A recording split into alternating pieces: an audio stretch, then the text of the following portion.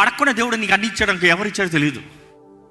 నువ్వు అడగకుండా నీకు అన్నీ జరిగిపోయావు అనుకో, దేవుడు ప్రేమతో నీకు అన్నీ చేస్తాడు అనుకో, నీకు ఊరకు వచ్చినట్టు ఉంటాయి. లేకపోతే నీ శక్తి, నీ బలము, నీ సామర్థ్యత అనుకుంటావు అనుకో. నువ్వు ప్రార్థన చేసిన వెంటనే నీ ముందుకు వచ్చింది అనుకో, ఎలాగుంటుంది తెలుసా? దేవుడు నా ప్రార్థన ఆలకించాడు. Next step of prayer ఎలాగుంటుంది?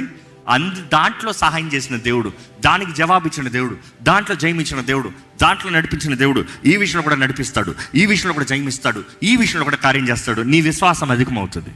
ఆయన ఆజ్ఞలు, ఆయన శాసనమే చివరికి నిలిచేది. చేసే కార్యాలు, దేవుడు నిర్ణయించిన కార్యాలు, దేవుడు ప్రకటించిన కార్యాలు, దేవుని వాక్కు తగినది నీవు ప్రకటించాలి. You need to say. నువ్వు చెప్తే డన్. వాక్యం ఎంతన్నా ఉండొచ్చు, దేవుని నియమాలు నీ పక్షాన్ని ఎన్నన్నా ఉండొచ్చు, కానీ సెక్షన్ నువ్వు కోట్ చేయకపోతే నీకు జయం లేదు. You just need to coat the right section, scriptural based prayer. ఇదిగో ప్రభా, నీ వాక్యంలో పలానా జరిగించావు, నా జీవితంలో జరిగిస్తావా? ఈ విషయంలో చేస్తావా? వారి విషయంలో ఈ కార్యం జరిగించావు, ఇదిగో నీ వాక్యం తెలియజేస్తుంది, నా జీవితంలో ఈ కార్యం జరిగించవా? ఇదిగో ప్రభా, నువ్వు వాగ్దానం చేశావు, నీ వాక్యంలో పలానా మాట, నా విషయంలో ఈ వాగ్దానాన్ని ఎత్తిపెడుతున్నాను, ఈ వాగ్దానాన్ని నెరవేర్చు.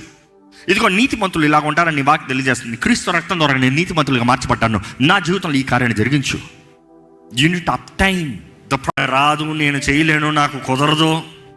ఈరోజు చాలామంది అపరాధ భావంతో దేవుని సన్నిధిలోకి రావట్లేదు, కానీ ఈరోజు దేవుడు కోరుతున్నాడు, హ్యావ్ ఫెయిత్. వరి, చింత ఇవన్నీ ఉన్నాయంటే నీలో విశ్వాసం లేదు. ఒంటరితనం,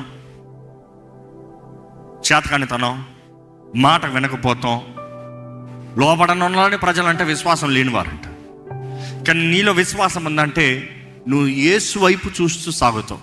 ఇక్కడ లోబడతాం, లోబడేవాడు విశ్వాసాన్ని బట్టి లోబడతాం. నెక్స్ట్ థ్యాంక్స్ గివింగ్, కృతజ్ఞతా హృదయం, and then we see patience.